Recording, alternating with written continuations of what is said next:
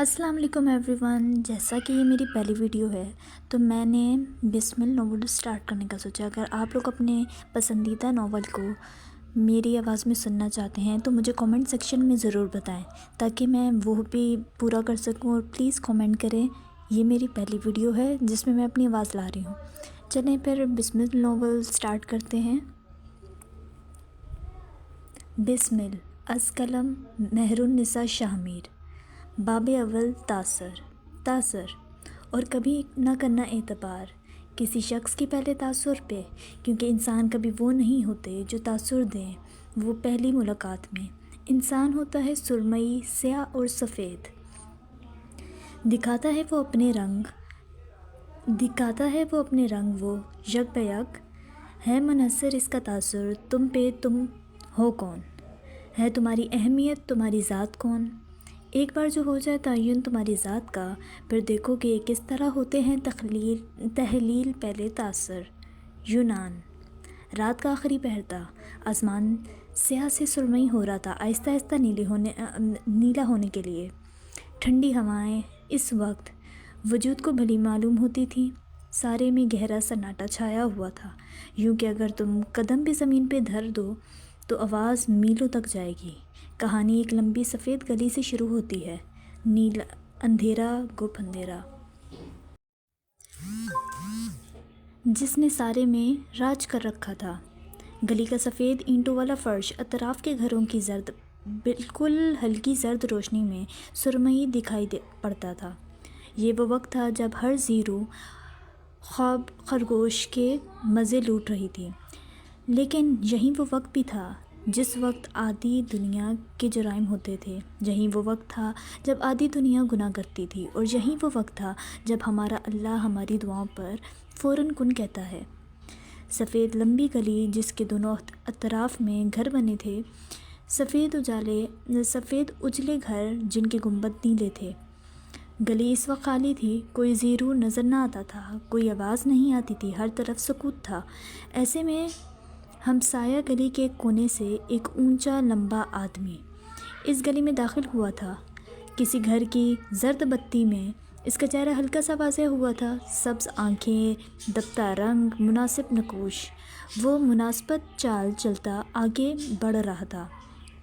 یہ گلی آگے جا کر ساحل کی جانب مڑتی تھی، شاید وہ مرد صبح ہونے سے پہلے ساحل جانا چاہتا تھا۔ یونان اپنے طلوع اور غروب آفتاب کے دلکش مناظر کے لیے بہت مشہور ہے۔ ساحل سمندر سے سورج کو طلوع ہوتے دیکھنا یقیناً یہ ایک دل فریب منظر ہوتا۔ سمندر کی نم ہوائیں سب سیاحوں کے بدن چھوتی تھیں تو دل میں انوکھی راحت دوڑ جاتی تھی۔ نیلے پانی کے سامنے بیٹھ کر دور دور سے نظر آتے اجلے سفید گھروں کو دیکھنا یہ زندگی کا بونس گفٹ تھا۔ اس پہر اس گلی میں داخل ہونے والا وہ واحد مرد انسان نہیں تھا، کوئی تھا جو چند قدم کے فاصلے سے اسی گلی میں داخل ہوا تھا۔ اس کا لباس سفید تھا، لمبا سفید کافتان، یوں کہ اگر وہ گھر کی دیوار کے ساتھ ٹھہر کر اونچے مرد کا تعاقب کرے تو دیوار کا حصہ معلوم ہو۔ دھیمی چال چلتا مرد یکدم رکا تھا، اس کی سبز آنکھیں تفکر سے سکڑی تھیں۔ سفید گھر، نیلا گنبد سب ٹھہر کر اسے دیکھنے لگے تھے۔ اسے اپنے پیچھے کسی کی نظریں محسوس ہوئی تھیں، شاید قدموں کی آہٹ بھی۔ ایک دائرانہ نظر اپنے اطراف میں ڈال کر چند لمحے ٹھہر کر وہ کندھے جھٹک کر ایک بار پھر سے چلنے لگا تھا۔ شاید وہم ہو، شاید غلط فہمی، خیر اسے کیا۔ وہ مسرور تھا، مسکراتا ہوا، بے پرواہ سا۔ چند قدم، چند مزید چند قدم، اور وہ ایک بار پھر ٹھہر گیا۔ اب کی بار اس کی آنکھوں میں ہلکا سا خوف تھا، چہرہ فکر مند، وہ دیاری غیر میں تھا، اور پچھلے ایک ہفتے سے اسے کوئی اپنے قریب محسوس ہوتا تھا۔ کوئی تھا جو اس پر نظر رکھے ہوئے تھا، کوئی اس کے ساتھ قدم اٹھاتا تھا، اس کا تعاقب کرتا تھا۔ وہ محسوس ہوتا تھا، نظر نہیں آتا تھا، اور اس کی یہی خصلت خوف زدہ کرتی تھی، بے چین کرتی تھی۔ سبز آنکھوں والے مرد کو یکدم جان کا خوف لاحق ہوا تھا۔ وہ اب تیز تیز قدم اٹھانے لگا تھا، چال کی مسروری دم توڑ گئی تھی۔ اب محض جلدی تھی، اس نہ ختم ہونے والی سفید گلی سے نکلنے کی جلدی۔ نم ہوائیں اب سازش کی بو سے بھر رہی تھیں، دم گھٹ رہا تھا۔ ہر چند لمحہ بعد اسے اپنی عقب سے آتی آہٹ مزید تیز ہوتی محسوس ہو رہی تھی۔ دل زور زور سے دھڑک رہا تھا۔ رات کی تاریکی میں اپنے تعاقب کار کا خوف اس کے دل کو برف کیے جا رہا تھا۔ وہ تیز تیز چلتے ہوئے جوں ہی پیچھے دیکھتا، گلی میں کوئی نظر نہ آتا۔ خوف سے اس کے سارے جسم میں ایک لہر دوڑ جاتی تھی۔ اس کے قدموں کی تیزی کے ساتھ تعاقب کار کی نظروں کی تیزی بھی بڑھ رہی تھی۔ یوں لگتا تھا جیسے وہ ایک پل کے لیے بھی اس سبز آنکھوں والے مرد کو آنکھ سے اوجھل ہونے نہیں دے سکتا تھا۔ کلک کی آواز کے ساتھ سبز آنکھوں والے مرد کا دل ایک پل کو رک گیا تھا۔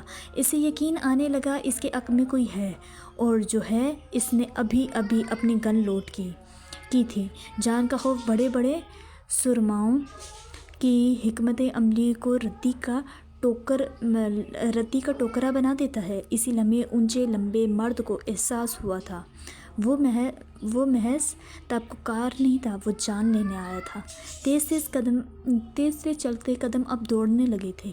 اسے موت کا خوف تھا یا شاید نہیں تھا۔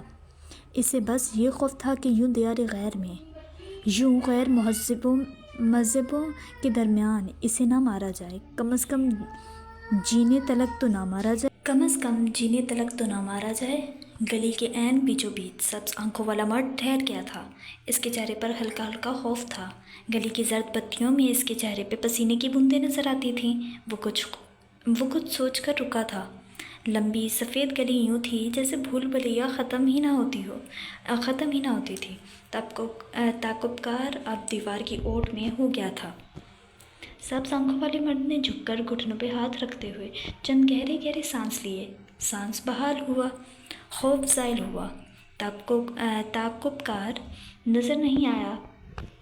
مرد سیدھا ہوا، اب وہ الٹے قدم چلنے لگا تھا، آہستہ آہستہ، بلی کی چال ہو جیسے، آنکھیں عقاب جیسی، بدن چوکنا۔ شاید اس نے کوئی حکمت عملی تیار کر لی تھی۔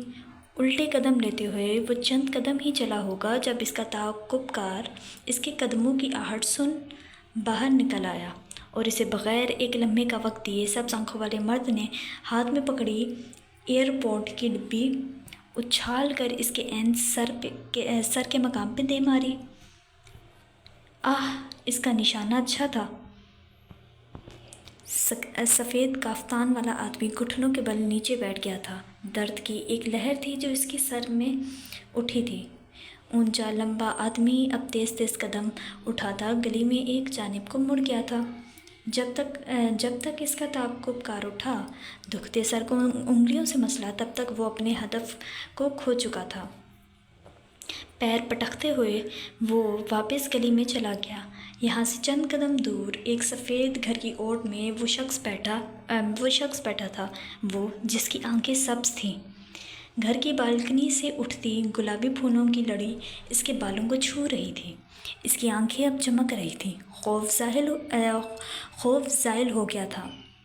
مہدی کو لوگ ڈراتے نہیں، فیسینیٹ کرتے ہیں، وہ زیر لب بڑبڑایا اور اٹھ کھڑا ہوا۔ اس کی آنکھوں میں عجیب چمک تھی، مرنے سے بچ کر زندگی کی جانب آنے والی چمک۔ چند لمحے بعد اس نے اپنا موبائل نکالا اور مزید چند لمحوں بعد گلی میں اس کے موبائل سے نکلتی اونچی آواز گونج رہی تھی۔ یہ راتیں، یہ موسم، ندی کا کنارہ، یہ چنچل ہوا۔ وہ مسرور سا سر دھنتے ہوئے جا رہا تھا۔ ساحلی سمندر، طلوع آفتاب، پرانے گانے، کوئی ہے تو روک کر دکھائے اسے۔ بلوچستان۔ اللہ اکبر، اللہ اکبر، اللہ اکبر، اللہ اکبر۔ بلوچستان کے شہر گوادر کے قریب ایک گاؤں میں فجر کی اذانیں بلند ہوئیں تو زمانے کی ساری کثافت دھلنے لگی۔ چھوٹے سے گاؤں کی مسجد کی اذان سارے گاؤں کے گلی کوچوں میں دوڑتی چلی گئی۔ آسمان سے آتا یہ فجر کی پہلی اذان تھی۔ کچھ لوگوں نے سن کر لبیک پڑھا اور کچھ تھے جو سن کر بھی سوتے بنے، اس بات سے انجان کہ جس ہستی کو نیند میں ہونے کا دھوکہ دے رہے ہیں، اس نیند اور سکون کو بنانے والا بھی وہ خود ہے۔ مؤذن نے اپنی آخری سی کوشش بھی کر کے دیکھ لی تھی، لیکن کچھ تھے جنہوں نے نیند کو ترجیح دی اور کچھ کان لپیٹ کے سوتے پڑے رہے۔ موزن خاموش ہوا تو سارے میں جیسے خاموشی پھیل گئی ہو۔ سارا گاؤں ساکن ہو گیا۔ اسی پہر ایک چھوٹے سے گھر میں موبائل کے الارم کی چیختی چنگاڑتی ہوئی آواز نے کسی کی نیند میں خلل پیدا کیا تھا، جسے نظر انداز کیا گیا، لیکن زیادہ دیر تک نہیں۔ چھوٹے سے کمرے میں گونجنے والی آواز سر پہ ہتھوڑے کی مانند برس رہی تھی۔ لکڑی کے درمیانے سائز کے پلنگ پہ لیٹی دو لڑکیوں کی نیند بہت بری طرح خراب ہوئی تھی۔ کمرہ نہ زیادہ چھوٹا تھا نہ بڑا، بس درمیانہ تھا۔ کمرے کے عین بیچ میں لکڑی کا پلنگ تھا۔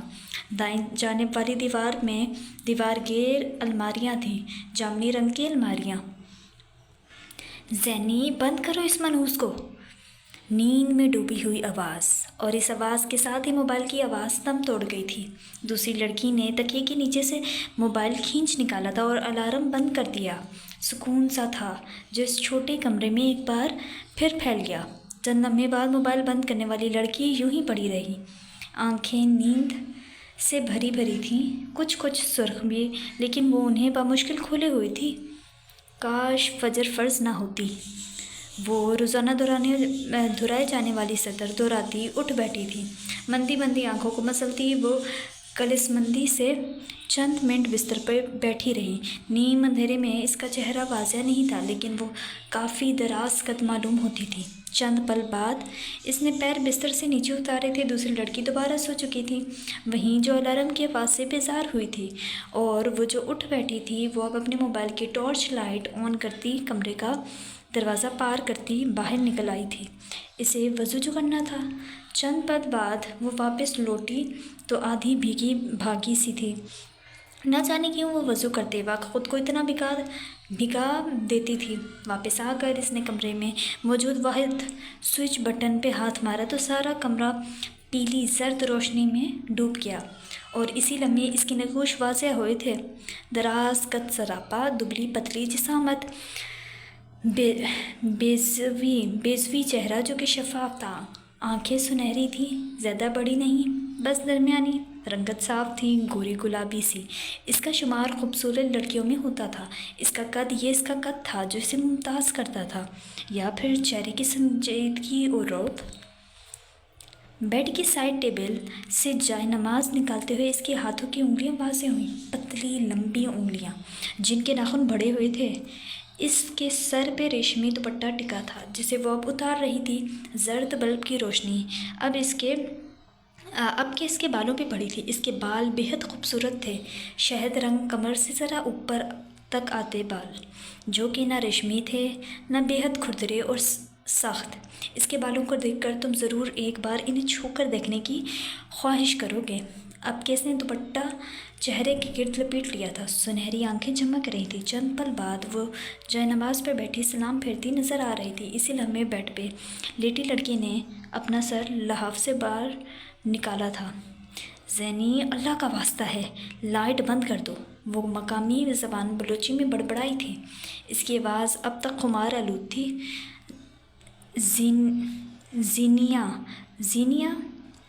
زینیا نامی لڑکی دعا مانگ کر اٹھ کھڑی ہوئی تھی۔ اندھیرا ہلکا چھٹ رہا تھا، ہلکی سی سفیدی سارے میں اپنے پر پھیلانے کو تیار تھی۔ کونج، اب اٹھ بھی جاؤ ورنہ بابا کی پھنکار سنو گی۔ زینیا اسے تنبیہ کرتی الماری کی جانب بڑھ آئی تھی۔ نفاست سے ٹکے جوڑے سلیقے سے جوڑ کر رکھی ہر ایک چیز یہ الماری اس انسان کی تھی جسے خاندان میں پروفیشنلسٹ کہا جاتا تھا۔ مجال ہے جو زینیا حاکم کی کوئی بھی چیز یہاں سے وہاں ہو جائے۔ ذرا سا ہاتھ مار کر بالآخر اس نے اپنی مطلوبہ اشیاء نکال لی تھی۔ اس کا کیمرہ، اس کی متع حیات اور اس کی فوٹوگرافی کے چند مزید سامان۔ کونج، میں چھت پہ جا رہی ہوں، واپس آؤں تو تم مجھے جگی ہوئی چاہیے ہو۔ اب وہ دراز کھولے کھڑی تھی جس میں مختلف رنگز پڑی تھیں، ایک گول، ایک چکور اور ایک تکون۔ پتلی تاروں سے بنی رنگز میں شاید اس کی فوٹوگرافی کا سامان تھا۔ انہیں وہ انگلیوں میں فٹ کر کے کیمرہ سیٹ کر کے یوں تصاویر کھینچا کرتی تھی کہ لگتا تھا کسی دائرے کے درمیان سے تصویر لی گئی ہو، کبھی کسی تکون کے درمیان سے تو کبھی کسی چکور۔ زینی لائٹ بند کرتی ہوئی جانا، ایک اور ہانک جسے وہ نظر انداز کر کے کمرے کی چوکھٹ پار کرتی چلی گئی تھی۔ وہ مصروف لگتی تھی، کچھ بیزار بھی، بلکہ اس کے تو ماتھے پہ لکھا ہوتا تھا وہ ساری دنیا سے ناراض ہے۔ اس گھر میں کوئی میری سنتا کیوں نہیں ہے؟ لائٹ بند کرو! وہ چیختی ہوئی اٹھ بیٹھی تھی، بیزار اکھڑا چہرہ، بیڈ سے اترتے ہوئے اس کے انداز میں جارحیت تھی۔ وہ اس گھر کا چھوٹا بچہ تھی، اور گھر کے چھوٹے بچے کے دکھ سے بھلا کون نا واقف ہوگا؟ وہ 17-18 برس کی لڑکی تھی، سیاہ بالوں اور درمیانی قد والی۔ اس کا رنگ سانولا تھا، پکا سانولا۔ آنکھیں بڑی بڑی تھیں، بنویں جڑی اس کی ہوئی۔ چہرے پر جا چکے دانوں کے ہلکے ہلکے داغ باقی تھے۔ وہ خوبصورت تھی، نقش پیارے تھے، لیکن کیا تھا جو اسے عام بناتا تھا؟ اس کا روکھا، خشک اور بے جان چہرہ، جس پہ خشکی کی وجہ سے خشکی کے سفیدی کے چھالے سے بن گئے تھے۔ سیاہ کندھے سے نیچے تک آتے بالوں کو گول مول باندھے وہ بیزاری سے باہر نکل گئی تھی۔ یہاں سے چند قدم چل کر سیڑھیاں چڑھ کر گھر کی چھت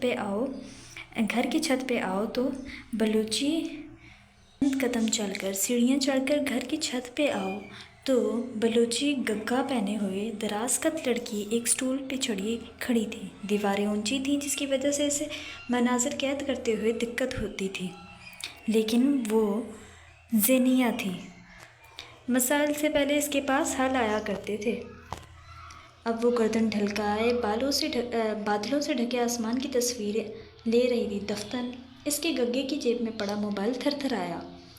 نیم اندھیرا اور ابھرتی ہوئی روشنی میں اس کا دراز کا سراپا بارور لگ رہا تھا۔ وہ اسٹول سے نیچے اتر آئی، گگے کی جیب سے اپنا موبائل باہر نکالا۔ گگا ایک طرح کا قبائلی لباس ہوتا ہے جو کہ گول فراک کی طرح ہوتا ہے، لیکن یوں کہ اس میں گھیر نہیں ہوتا۔ بازو، سینے اور دامن پہ مختلف قسم کی روایتی کشیدہ کاری کی ہوتی ہے۔ کبھی یہ گگے شیشوں کے کام والے ہوتے ہیں تو کئی بار سوئی یا پھر کنڈی کے کام والے بھی۔ اس وقت جو گگا زینیہ نے پہن رکھا تھا اس پہ شیشوں کا کام ہوا تھا۔ موبائل ہاتھ میں لیے، کیمرے کو کندھے سے لٹکائے وہ مصروف سی نوٹیفیکیشن کھول رہی تھی۔ اس کے چہرے پہ نیلی روشنی پڑ رہی تھی۔ اسی نیلی روشنی میں اس کی فیروزے کی نوز پن نظر آئی تھی۔ یوں لگتا تھا جیسے اس کی ناک کے لیے ہی بنی ہو۔ کبھی کبھی کسی انسان کے ہاتھ، گلے یا تن پہ پہنی چیز اتنی سج رہی ہوتی ہے کہ یوں لگتا ہے جیسے یہ اسی کے لیے بنی ہو۔ زبردست! آپ کے لیے ایک کام ہے مس حاکم۔ چند دن بعد ایک ٹریول گروپ آپ کے علاقے آ رہا ہے، کیا آپ ان کے لیے فوٹوگرافی کر سکتی ہیں؟ انگریزی میں لکھا ایک تفصیلی پیغام۔ اس کی سنہری آنکھیں چمک اٹھی تھیں، لبوں پہ ہلکی سی مسکان تھی۔ اسی لمحے چہرے کے گرد دوپٹہ لپیٹے کونج آتی دکھائی دی۔ زینیہ نے مسکراتی نظروں سے اسے دیکھا تھا۔ وہ جب مسکراتی تھی تو آنکھیں چھوٹی ہو جایا کرتی تھیں، چہرہ چمکنے لگتا تھا، گال سرخ ہونے لگتے تھے۔ تمہیں پتہ ہے کیا؟ مجھے قریب ہی شہر میں فوٹوگرافی کے لیے بلایا گیا ہے، وہ خوشی سے بتا رہی تھی۔ کونج کے تاثرات البتہ خشک ہی رہے۔ نیچے جا کر بابا کو بتاؤ، وہ 1 منٹ نہیں لگائیں گے اور تمہاری خوشی غارت۔ بیزار اکھڑ لہجہ۔ زینیہ کے چہرے کی جوت بجھ گئی تھی، اس کی آنکھیں واضح طور پہ اداس ہوئی تھیں، البتہ کونج اب بھی بے نیازی سے ٹہل رہی تھی۔ زینیہ چند لمحے بے مقصد وہیں کھڑی رہی اور پھر وہاں سے ہٹ گئی۔ ابھی اس نے نیچے جانے کو پہلی سیڑھی پہ قدم رکھا ہی ہوگا جب کونج کی آواز پہ ٹھہر گئی۔ اب جا کر ابا سے اپنی ناکام خواہشات کا بدلہ لوگی نا؟ کیونکہ زینیہ نے معاف کرنا تو سیکھا ہی نہیں، کیونکہ انتقام تو تمہارا جنون ہے۔ اس کا لہجہ عام تھا، زینیہ جانتی تھی اسے اپنی بہن سے مسئلہ نہیں تھا، بلکہ اس وقت زینیہ سے زیادہ اس کا اپنا دل جل رہا ہوگا، لیکن وہ ابا کے خلاف زہر اگلنا نہیں چھوڑے گی، یہ طے تھا۔ سنہری آنکھیں ویسی نہیں گئیں جیسی یہاں آتے وقت تھیں، ان میں بدلہ تھا، انتقام تھا۔ وہ ایک سازشی لڑکی تھی، جسے اپنی محرومیوں کا بدلہ لینا آتا تھا۔ سیڑھیوں پہ پڑتے اس کے قدموں کی آواز کسی سازش کا انگارہ بجا رہے تھے۔ یونان، گریس۔ یونان جنوبی مشرقی یورپ کا ایک ملک ہے جس میں ایجنٹائن اور اینوین کے سمندروں پہ ہزاروں جزائر واقع ہیں۔ یونان کا دارالحکومت ایتھنز کہلاتا ہے۔ یہ ملک اپنے حیرت انگیز ساحلوں اور شفاف نیلے پانی کے لیے مشہور ہے۔ اس کے علاوہ اسکائیکلیڈ فن تعمیر کی خوبصورتی، غروب آفتاب کے دلکش مناظر اور بے شمار سیاحتی مقامات بھی۔ یونان اپنے آپ میں ایک دل پہ سحر کر دینے والا ملک ہے۔ خوبصورتی، ثقافت، کھانے اور سیاحت۔ دنیا میں جب کہیں ان چیزوں کا ذکر ہوگا وہیں یونان کا ذکر ضرور ہوگا۔ ہماری کہانی کا حصہ اس وقت یونان کا ایک جزیرہ ہے، سینٹورنی بے شک دنیا کے سب سے خوبصورت جزائر میں سے ایک ہے۔ 16ویں صدی قبل مسیح میں ایک آتش فشاں پھٹنے کے نتیجے میں اس جزیرے کی زمین نے ایک ناہموار سطح کی شکل اختیار کر لی تھی۔ یہ جزیرہ اپنی تاریخ، ساحل، کھانے اور سمندر کے کنارے بنے اپنے حیرت انگیز سفید گاؤں کے لیے بے حد مشہور ہے۔ سینٹورنی کا دارالحکومت گو کہ فیرا ہے جسے یونان میں تھیرا یا تھیرا اونپا بھی کہا جاتا ہے، لیکن اس وقت ہم اویا نامی ایک جادوئی شہر کی سیر کو نکلے ہیں۔ یہ شہر ایک کھڑی چٹان کی چوٹی پہ واقع ہے اور اپنے سفید اور نیلے ماکب شکل کے گھروں کے لیے مشہور ہے۔ اگر تم اویا کی سیر کو نکلو تو تمہیں یوں لگے گا جیسے تمہاری زندگی میں بس دو رنگ ہیں، گھروں کے اوپر ہوا سفید رنگ اور ان کے گنبد پہ رنگا ہوا نیلا رنگ۔ یہ شہر بلکہ پورا کا پورا یونان اپنی مثال آپ ہے۔ دنیا بھر سے لاکھوں کی تعداد میں سیاح یہاں ہر سال آتے ہیں۔ زندگی میں اگر یونان کی سیر نہیں کی تو سیاحت ادھوری ہے۔ اویا شہر میں واقع ایک نیلا سفید کیفے اس وقت لوگوں سے کھچا کچ بھرا ہوا تھا۔ دنیا بھر سے آئے سیاح اور کئی مقامی لوگ اس وقت اسی کیفے میں جمع تھے۔ یہ ایک اوپن ایئر کیفے تھا جہاں دیواریں سفید پینٹ میں ڈوبی تھیں اور کرسیوں کو نیلے رنگ میں رنگ دیا گیا تھا۔ نرم گرم دم توڑتی دھوپ کرسیوں پہ بیٹھے لوگوں پہ پڑ رہی تھی۔ جہاں کرسیاں ختم ہوتی تھیں وہیں اسی اختتام پہ ایک سٹیج نما جگہ بنائی گئی تھی۔ شاید لوگ کسی کا انتظار کر رہے تھے، کوئی تھا جو یہاں آ کر ان سے مخاطب ہونے والا تھا۔ سٹیج کی ایک جانب ایک لمبا چوڑا پوسٹر لگا تھا جس پہ اس انسان کی تصویر لگی تھی، ہاں اسی کی، جس نے ابھی کچھ میں یہاں آ کر ان تمام لوگوں کو اپنی بات سنانی تھی، کیونکہ اسے باتیں ہی آتی تھیں۔ انتظار کرتے کوفت زدہ چہروں، اشتیاق میں ڈوبے، اپنی کافی ٹھنڈی کرواتے لوگوں کو چھوڑ بیک سٹیج کی جانب آؤ تو یہاں کھڑا تھا وہ آدمی، وہیں جس کا چہرہ پوسٹر پہ لگا تھا۔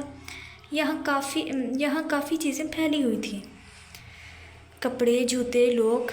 شاید یہ شعبے حد جلدی میں ارینج کروایا گیا تھا۔ دراز قد مرد سیدھا کھڑا تھا، اس کے آس پاس دو لوگ تھے، ایک اس کا مائک اس کی کمر پہ فٹ کر رہا تھا، دوسرا اسے بار بار ایک ورق پہ لکھے الفاظ دہرانے میں مدد دے رہا تھا۔ یہ زبان اس کے لیے انجان تھی، اسے الفاظ رٹنے میں دقت ہو رہی تھی، وہ سخت بیزار نظر آتا تھا۔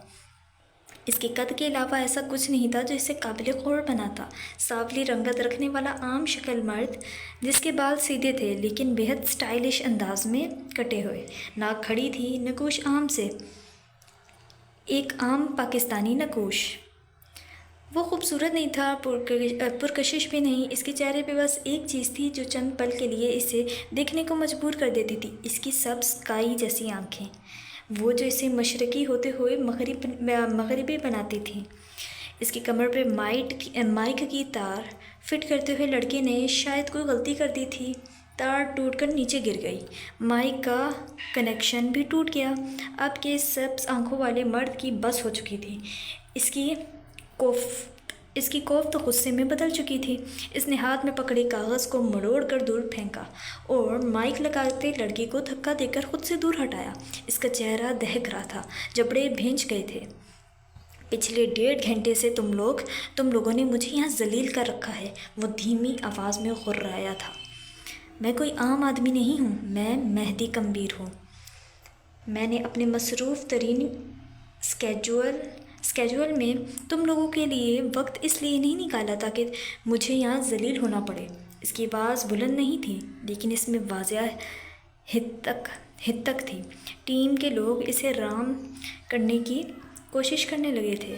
میں مائک لگا دیتا ہوں سر، آپ جہنم میں جاؤ، تم اور تمہارا مائک۔ اس نے نوچ کر اپنے کانوں سے ایئر پیس اتارا تھا۔ جاتے جاتے ہاتھ میں پکڑا مائک زور سے پرے اچھالا، جو کہ سیدھا ساتھ بیٹھے لڑکی کے ماتھے پر آ کر لگا تھا۔ بھگمنگوں کے بھی کام کرنے پڑیں گے اب۔ وہ اردو میں بڑبڑاتا ہوا باہر نکل گیا تھا۔ پیچھے اس لڑکی کے ماتھے سے سرخ پتلا خون بہنے لگا تھا۔ وہ 18 سالہ لڑکا نم آنکھوں سے اسے باہر جاتے ہوئے دیکھتا رہا۔ وہ پبلک اسپیکر، جس کے لاکھوں لوگ مداح تھے، وہ جو نرم خوش گفتار تھا، اس کا اصل یہ تھا۔ وہ خود کو کیا دکھاتا تھا اور کیا تھا؟ یونانی لڑکا روتے ہوئے اس کی پشت کو دیکھتا رہا۔ وہ چہرے پہ مکھٹ اوڑھے گھومتا تھا، باتیں جھوٹ تھیں اور آنکھوں کی معصومیت فریب۔ وہ ایسا بالکل نہیں تھا جیسا مشہور تھا، سچا، معصوم، نرم گو۔ اسلام آباد اپنے آپ میں مگن، خاموش، پرسکون سا شہر ہے۔ کچھ لوگوں کو یہ شہر بورنگ لگتا ہے، لیکن کچھ لوگوں کے لیے اس شہر کا سکون ان کی متاع حیات ہوتا ہے۔ ہماری کہانی کا حصہ ایک شیشے کی عمارت ہے۔ آسمان کی بلندیوں کو دیکھتے ہوئے، پہاڑوں کی چوٹیوں کو چھوتے ہوئے اور سرسبز لہراتے درختوں سے اپنی آنکھوں کو ٹھنڈک پہنچاتے ہوئے، دور کہیں درمیان میں وہ شیشے کی عمارت بنی تھی، پہاڑ کی چوٹیوں جیسی، آسمان کی بلندیوں اور درختوں کی ٹھنڈک جیسی عمارت، جس کے ماتھے پہ لکھا تھا کیسم۔ یہ ملک کے سب سے مشہور فیشن ہاؤس کا مرکزی آفس تھا۔ کچھ عرصہ ہوا تھا کہ اس برانڈ کے کپڑے پہننا لوگ اپنی خوش قسمتی گردانتے تھے۔ شیشے کی چکور عمارت اپنی تمام تر شان سے کھڑی تھی۔ نیلے بادل اس وقت آگ میں چولی کھیلتے ہوئے عمارت کو دھوپ سے بچا رہے تھے۔ صبح تازہ تھی، سڑکوں پہ زیادہ رش نہیں تھا۔ عمارت کا داخلی دروازہ پار کرتے ہوئے اندر آؤ گے تو تمہیں مختلف کیبنز دکھائی دیں گے، جن کے گرد شیشے کی ہی سرحد سی قائم ہوگی۔ یہ زیادہ لمبی نہ زیادہ چھوٹی، بس اس کا مقصد ایک کیبن کو دوسرے کیبن سے الگ دکھانا تھا۔ کچھ لوگ سر جھکائے ہاتھ میں مختلف پینسلز لیے اپنی اسکیچ بک کے پنے کالے کرتے نظر آ رہے تھے۔ کچھ لوگ یہاں سے وہاں بھاگتے ہوئے اپنے کام کرتے نظر آ رہے تھے۔ کسی کے ہاتھ میں گرافک ٹیبلٹ تھا تو کسی کے ہاتھ میں کاغذ پینسل۔ کوئی اپنے کیبن میں بیٹھا گنگناتے ہوئے کوئی نیا ڈیزائن تیار کر رہا تھا تو کوئی اپنے پرانے بنائے ڈیزائنز کو آخری ٹچ دے رہا تھا۔ یہ عمارت کا گراؤنڈ فلور تھا۔ یہاں وہ ڈیزائنرز بیٹھتے تھے جن کو ابھی بہت سارا کام کرنا تھا تاکہ دوسری منزل پر جا کر ملک کے نامور ڈیزائنرز کے ساتھ بیٹھ سکیں۔ قسم کی دوسری منزل پہ بیٹھ کر کام کرنا پاکستان کے ہر دوسرے ڈیزائنر کی آخری منزل تھی۔ دوسری منزل کے دورے کو فی الحال پینڈنگ پہ چھوڑ کر ہم تیسری اور آخری منزل پر جائیں گے، جہاں مختلف آفسز بنے تھے، چھوٹے چھوٹے کوزی آفس رومز، جن کی دیواریں شیشے کی بنی تھیں، یوں جیسے گلاس والز۔ مرمری راہداریوں میں بھورے سنگ مرمر کے فرش پہ قدم رکھتے ہوئے یہاں سے وہاں آتے جاتے ڈیزائنرز، ان کی جھب ہی نرالی تھی۔ نچلی منزل کے برعکس یہاں کام کرتے لوگوں کی ناک ذرا اونچی تھی۔ وہ تم سے بات کریں گے تو گویا احسان کریں گے، تمہیں وقت دیں گے تو گویا جنت کا اعلان کریں گے۔ راہداریوں کے اختتام پہ ایک ہی آفس تھا، جہاں سے آگے جانے کی کوئی جگہ نہیں تھی۔ اگر تمہیں آفس کا نقشہ سمجھنے میں دقت ہو رہی ہو تو یوں سمجھو جیسے ایک گلی میں سڑک کے دونوں طرف بنے گھر، اور گلی کے اختتام پہ تمام رستوں کو بند کرتا ایک آخری گھر، ایک شاہی گھر۔ اسی شاہی گھر نما آفس کا دروازہ کھول کر اس وقت ایک آدمی باہر نکلا تھا۔ اس کی چال بادشاہوں جیسی تھی، اس کا قد، اس کا سراپا یوں تھا جیسے موت کے آخری لمحے تمہیں بچانے والا کوئی عظیم فرشتہ۔ فرشتے نما انسان کے سامنے ایک شخص کھڑا تھا، وہ جو اس کے ساتھ ہی باہر آیا تھا۔ اس کے چہرے پہ خوف تھا، پشیمانی تھی۔ وہ کوئی 35-36 برس کا عام صورت مرد تھا۔ اس کا نام ولید تھا۔ وہ قسم کا سب سے ہائی کوالیفائڈ ڈیزائنر تھا۔ اس کے بنائے ڈیزائنز کئی سالوں یاد رکھے جاتے تھے۔ اس کے ہاتھوں میں جادو تھا، اس کا دماغ عظیم تھا۔ تم وہ آدمی ہو جس نے قیسم کمبیر کو دھوکہ دیا۔ شہنشاہ نما آدمی، اس کی آواز راداری میں گونجی تو سارے لوگ ٹھہر سے گئے۔ کچھ کی انگلیاں فوراً حرکت میں آئیں، دھڑا دھڑ میسیجز کیے گئے۔ نچلی اور درمیانی منزل کے ورکرز کو بلایا جانے لگا۔ کیس آج پھر فارم میں آیا تھا۔ کیس آج بولنے والا تھا۔ سارے آفس بلکہ ساری دنیا پہ فرض تھا کہ اسے سنا جائے۔ وہ اتنا کم بولتا تھا کہ کہیں لوگ اس کی آواز سننے کے لیے بےتاب رہا کرتے تھے۔ تم نے ہمارے سمر کلیکشن کے visual sketch art, inspiration story, ہماری سال بھر کی محنت بیچ دی۔ اس کی بھاری آواز سارے میں ارتعاش سا پیدا کر رہی تھی۔ وہ جہاں کھڑا تھا اس جگہ ہلکا اندھیرا تھا۔ اس کا چہرہ واضح نہیں تھا، لیکن اس کی آواز کافی اچھی تھی، جیسے خمار زدہ سی نیند میں ڈوبی ہوئی۔ آئی ایم سوری کیس، میں یہ نہیں کرنا چاہتا تھا، میں مجبور تھا کیس۔ میری بیٹی بہت بیمار تھی، اسے علاج کی ضرورت تھی۔ آپ سے ملنے والی تنخواہ بے حد کم تھی۔ ولید ہکلا رہا تھا۔ دھوکہ کبھی مجبوری نہیں ہوتا، یہ چوائس ہوتا ہے۔ تم نے اسے چنا ہے۔ فرشتہ صفت انسان نے اس کی بات کاٹی تھی۔ آس پاس کھڑے لوگ چہمہ گوئیاں کرنے لگے تھے۔ اب کے نچلی اور درمیانی منزل کے ملازم بھی یہیں جمع ہونے لگے تھے۔ لمبی چوڑی گلی نما راہداری اب کھچا کھچ بھر چکی تھی۔ میں شرمندہ ہوں کیس، آدمی ندامت سے سر جھکا کر بولا تھا۔ اس کی آنکھیں سرخ ہونے لگی تھی، گردن جھک گئی تھی۔ غلط کام یوں ہی گردن جھکا دیا کرتے ہیں۔ کیا تم مجھے یہ بتاؤ گے کہ تم نے مجھے دھوکہ دینا کیوں ضروری سمجھا؟ کیس نامی آدمی آگے بڑھ آیا تھا۔ اب کے راہداریاں روشن ہو گئی تھیں۔ شاید کوئی مسئلہ تھا جو حل ہو گیا تھا۔ اس آدمی کے ارد گرد برائے اتنے مسائل کیوں رہتے تھے؟ میں مجبور تھا کیس، مجھے زیادہ پیسے چاہیے تھے۔ میں نے دوسرے برانڈ سے بات کی، ان لوگوں نے مجھے ایک آرٹیکل اسکیچ کرنے کو کہا۔ آدمی رک کر ندامت سے کہہ رہا تھا۔ کچھ لوگ اسے تعصب سے دیکھ رہے تھے، کچھ تمسخر سے، کچھ حسد سے۔ میں نے حامی بھر لی، میں کام پہ لگ گیا، حالانکہ یہ میرے کانٹریکٹ کے خلاف تھا۔ میں آپ کے علاوہ کسی کے لیے کام نہیں کر سکتا تھا، لیکن میں نے کیا۔ اس کی آواز میں نمی گھل گئی۔ فرشتہ صرف انسان بس اس کے چہرے کو دیکھتا رہا۔ لیکن میں کام نہیں کر پایا۔ میرا بلاک شروع ہو گیا تھا اور میں نے وہ ویژولز اٹھا کر دے دیے جو قیسم کے لیے تھے۔ I am sorry case, I am sorry, مجھ سے میری زندگی کی سب سے بڑی غلطی ہو گئی۔ I am sorry. آدمی کے بس میں نہ تھا کہ کیس کے قدموں میں گر پڑتا۔ وہ مرد ہو کر اس طرح رو رہا تھا۔ آپ مجھے نوکری سے نکال سکتے ہیں، لیکن میں التجا کروں گا کہ مجھے ایک چانس دیا جائے۔ میں نے قیسم کو اپنے 6 سال دیے ہیں۔ میری ایک غلطی کی وجہ سے میری نوکری ختم مت کریں۔ ملازمین اب اسے ترہم سے دیکھ رہے تھے، کچھ حسد سے۔ کاش اسے نکالا نہ جائے، پہلے گروہ نے سوچا۔ خدا اسے جہنم واصل کرے، دوسرے گروہ نے سوچا۔ اب راہداریوں میں بس آدمی کے رونے کی آواز آتی تھی۔ وہ دھوکے باز وسل بلور بعد میں تھا، باپ پہلے تھا۔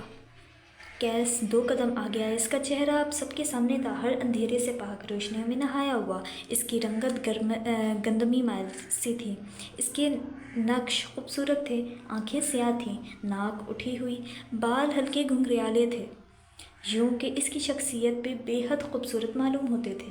اگر اس کے بال گھنگریالے نہ ہوتے تو وہ کچھ بھی لگ سکتا تھا سوائے وجہ کے۔ اس کے چہرے پہ ہلکی بڑی شیو تھی جو اس کی کشش میں مزید اضافہ کرتی تھی۔ اس نے سرمئی ٹو پیس پہن رکھا تھا، کلائی میں برانڈڈ گھڑی، پیروں میں لاکھوں روپے کے جوتے۔ وہ اس سلطنت کا بادشاہ تھا۔ قیس کمبیر: تم نادم ہو؟ وہ اس ملازم کے سامنے کھڑا پوچھ رہا تھا۔ ولید نامی ملازم کے رونے میں شدت آ گئی تھی۔ میں شرمندہ ہوں قیس، خدا کی قسم میں بے حد شرمندہ ہوں۔ مجھے خدا کے لیے معاف کر دیں۔ آپ چاہیں مجھے نوکری سے نکال دو، لیکن مجھے معاف کر دو۔ راہداری میں اب بس اس کے سسکنے کی آواز آتی تھی۔ سارے لوگ تماشا دیکھنے کے لیے کھڑے تھے۔ قیس کسی کی نوکریاں نہیں کھاتا۔ وہ فرشتے جیسا آدمی بولا تو چند ورکرز نے اسے فخر سے دیکھا۔ چند کی آنکھوں میں ناپسندیدگی تھی۔ چند نے اس فرشتے کو ڈھیروں دعائیں دے ڈالیں۔ تم ہمارے ساتھ کام کرو گے؟ قیس کے الفاظ اس روتے ہوئے آدمی کے اندر روح پھونک رہے تھے۔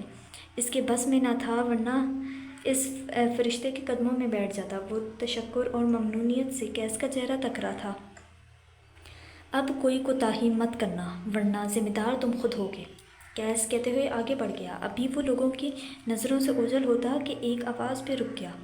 آپ کو چاہیے تھا کہ اسے نوکری سے نکال دیتے، کسی ڈیزائنر کی ناپسندیدگی میں ڈوبی آواز۔ قیس کسی کی نوکریاں نہیں کھاتا، اس نے ایک ہی سطر کہی تھی اور پھر وہ آگے بڑھتا چلا گیا تھا۔ پیچھے راہداریوں میں لوگ اس کی پشت کو دیکھتے رہے۔ فرشتہ صرف ان آدمی، روشنیوں اور لوگوں کے درمیان سے نکلتا ہوا جا رہا تھا۔ اس کے لب مسکرا رہے تھے، کسی آدمی کو معاف کر دینے والی مسکراہٹ۔ بلوچستان۔ سیاہ لوہے کے گیٹ والا گھر اس وقت خاموشی میں ڈوبا تھا۔ یہ گھر ایک چھوٹے سے محلے میں واقع تھا، جہاں اسی طرح کے بے شمار گھر قطاروں میں تھے۔ سیاہ بڑا سا دروازہ پار کرتے ہوئے اندر آؤ تو ایک بڑا سا درخت دروازے کی دائیں طرف لگا تھا، جس کا سایہ اور شاخیں لوہے کے گیٹ پہ پڑتی تھیں۔ گھر رقبے میں کافی بڑا تھا اور محلے کے باقی گھروں کی نسبت اچھی حالت میں تھا۔ دروازے کے بعد ایک بڑا سا صاف ستھرا صحن تھا، جہاں ایک کونے میں چارپائیاں کھڑی کی گئی تھیں۔ ذرا آگے جاؤ تو دائیں طرف ایک ہینڈ پمپ لگا تھا، جس کے عین نیچے برتن دھونے کے لیے سیمنٹ کی بنائی گئی پکی جگہ تھی۔ گاؤں میں لوگ ایسے ہی صحن میں برتن دھونے کی جگہ بنایا کرتے ہیں۔ صحن میں ایک طرف دو کمرے بنے تھے، جو شاید استعمال نہیں ہوتے تھے۔ کمروں کی سیدھ میں 2 باتھ روم بنے ہوئے تھے، پکے سیمنٹ والے، جن کا تازہ رنگ و روغن گواہ تھا کہ انہیں بنے ہوئے تھوڑا ہی عرصہ گزرا ہے۔ صحن کے بیچوں بیچ ایک اور درخت تھا، جس کا سایہ دوپہر کے وقت کافی گہرا ہوا کرتا تھا۔ صحن کے اختتام پہ برآمدے کا لکڑی کا بڑا سا دروازہ تھا۔ دروازہ کھول کر اندر آؤ تو برآمدے میں نرم قالین بچھے تھے۔ برآمدہ یوں تھا جیسے امیروں کے گھر کے ٹی وی لاؤنج۔ برآمدے میں 5 کمرے بنے تھے، ایک بالکل سیدھ میں سربراہی کمرہ، دائیں طرف 2 کمرے تھے، اس کے سامنے ہی 2 اور کمرے، اور بس یہ تھی اس گھر کی کل متاع۔ یہ تھا زینیہ حاکم کا گھر۔ صحن کے ایک کونے میں واقع کچن سے اس وقت کھڑپڑ کی آوازیں آتی تھیں۔ سربراہی کمرے سے اس وقت کسی مرد کے زور زور سے چیخنے کی آوازیں آ رہی تھیں۔ کوئی یہاں آئے گا یا سارے کے سارے جہنم واصل ہو گئے ہو؟ ادھیڑ عمر مرد چلا رہا تھا۔ اس کے انداز میں ناگواری تھی، چڑ تھی۔ اللہ نے مجھے ہی ایسی بغیرت اولاد دینی تھی، نہ بیوی فرما بردار اور نہ ہی اولاد۔ کم بختوں، کوئی سن رہا ہے؟ اب کہ وہ حلق کے بل چیخے تھے۔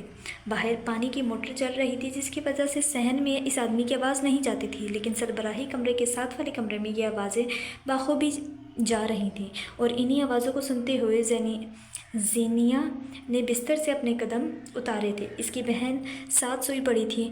زینیہ اچھے سے جانتی تھی اس کی بہن سو نہیں رہی۔ اسے ابا کی سور پھونکتی آواز سنائی دے رہی ہے، لیکن وہ بس مکر کر رہی ہے، سونے کا مکر۔ لیکن ایسی چنگاڑتی آوازوں میں کسی کا سونا ناممکنات میں سے تھا۔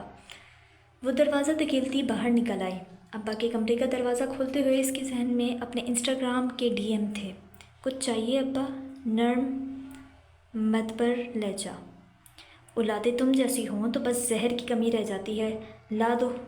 हकारत और तंज में डूबे तीर। जाओ अपने भाई साहब को उठा कर लाओ, इससे कहो मुझे घर का नाश्ता नहीं करना। तुम्हारी इस गैर जिम्मेदार और फूड़ माँ को आज तक पराठे बनाने नहीं आए। बाज़ार जाए और मेरे लिए नाश्ता लाए। कमरे के पलंग पे बैठे उधेड़ उम्र मर्द का रंग साफ था, बेहद साफ। नकूश आज भी वजी थे। जवानी में तो फिर क्या ही बात रही होगी। तनोमंद सा जिस्म और भूरे बाल आज भी यूं थे गोया 25 की जवानी। यकीनन हाकिम नवाब का शुमार वजी मर्दों में होता होगा। अगर वो ये गुस्सा और तंज ना करें तो दुनिया के सबसे हसीन इंसान लगे। बशर सो रहा है अब्बा। नपे तुले अल्फाज, उठी हुई आंखें, सीधी गर्दन। आंखों में आंखें डालकर झूठ बोलना कोई जीनिया हाकिम से सीखे। सोया है तो क्या, उठ नहीं सकता? नवाब साहब है कि वो।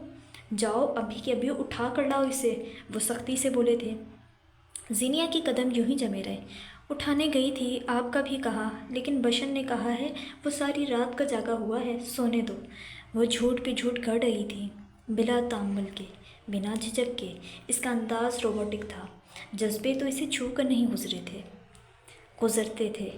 तुम औलाद नहीं हो, अजाब हो अजाब, वो बरहमी से कहते हुए बिस्तर से उतरने लगे थे।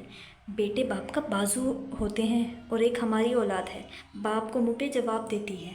उन्होंने पैर में चप्पल डाले, मेज़ पे धरी मेहरान की चाबी झपट कर उठाई। गाड़ी ख़राब है अब्बा, कल से इसके इंजन में मसला है, आपको पैदल जाना होगा। मुहज़्ज़ब और शाइस्ता लहजे में दी गई एक और इत्तला। अब की बार हाकिम तिमला उठे थे। चाबी को ज़ोर से चिप्स के फर्श पे पटका। अपनी औलाद और बीवी की शान में मज़ीद चंद अलक़ाबात का इजाफ़ा किया और बाहर की राह ली। जाते जाते दरवाज़ा ज़ोर से मार कर गए थे। इसी दरवाज़े की आवाज़ सुनकर एक फरबहा सी औरत तेज़ तेज़ कदम उठाती बरामदे में दाखिल हुई थी। इनका वज़न बड़ा हुआ था, रंगत वहीं कूंज की जैसी पक्की सावली, गाल भरे भरे, आंखें खूबसूरत। मकामी लिबास में उनका सरापा बस एक माँ जैसा लगता था, सादा, खूबसूरत और मासूम। कभी माँओं से ज़्यादा हसीन इंसान देखा है? क्या हुआ है, आप कहाँ जा रहे हैं? उन्होंने बरामदे का दरवाज़ा पार करते अपने शौहर से पूछा था। वो जो गुस्से में भरे हुए बाहर जा रहे थे, बरामदे के दरवाजे पे रुक गए। तुम्हारी बेगैरत औलाद के करतूत बर्दाश्त ना करते हुए जहन्नुम वासिल हो रहा हूँ। वैसे कोई ख़ास कसूर औलाद का भी नहीं है। जब माँ ऐसी कम नस्ली होगी फिर ये सब तो होना है। वो हकारत से कहते हुए बाहर निकल गए थे। जाते जाते दरवाज़ा ऐसे ज़ोर से मारा कि उनकी बीवी अमीना हाकिम के बाजू से लगा था। जीनिया ने अपने पहलू में गिरी मुट्ठी भींच ली थी। अमीना बेगम खफत छुपाने को यहाँ वहाँ देखने लगी थी। ज़ेनिया की आंखों में ढेर सारा इश्तियाल ऊद कर आया था, लेकिन वो ज़ब्त किए खड़ी रही। गुस्से में बस ज़रा से चिड़चिड़े हो जाते हैं। वो अपनी इस बेटी को सफाई दे रही थी जिसे ज़रूरत नहीं थी। ज़ेनिया कुछ नहीं बोली, वो कुछ बोलती ही नहीं थी। वो कूंज नहीं थी ना। अपने कमरे के पलंग पे लेटी कूंज की आंखों से गरम गरम आंसू बह रहे थे। इसे रोना बहुत आता था। रोज़ अब्बा की दिल दुखाने वाली बातें सुन सुनकर वो इसी तरह चुपचाप रोया करती थी। तुम अपना बदला ले चुकी ना ज़ैनी, वो हिचकियों के दरमियान बड़बड़ाई थी। और यहाँ से दूर अगर बाहर बनाता और सहन पार करके सीढ़ियाँ चढ़कर छत पे आओ तो कानों में एयरपोर्ट्स लगाए। पानी की नीली टंकी के पास एक 27-28 बरस का मर्द बैठा था। वो पंजों के बल बैठा था, पाइप की फिटिंग को चेक करता हुआ। चेहरा सपाट था, हाकिम नवाब का परतू, वहीं रंगत, वहीं कद काठ, वहीं नकूश। इसका नाम बशर हाकिम था, यानी कूंज के अंदाजे दुरुस्त थे। चलें जी, आज यहाँ तक ही रखते हैं, फिर इंशाअल्लाह अगले एपिसोड में मुलाकात होगी। अगर आप लोगों को मेरी वीडियो या कुछ भी अच्छा लगा हो तो प्लीज़ प्लीज़ प्लीज़ लाइक करें और कमेंट ज़रूर करिएगा। अगर मतलब मेरी आवाज़ में कुछ भी मसला है या आप लोगों को कोई और नावल पढ़ना है तो आप कमेंट करें। शुक्रिया।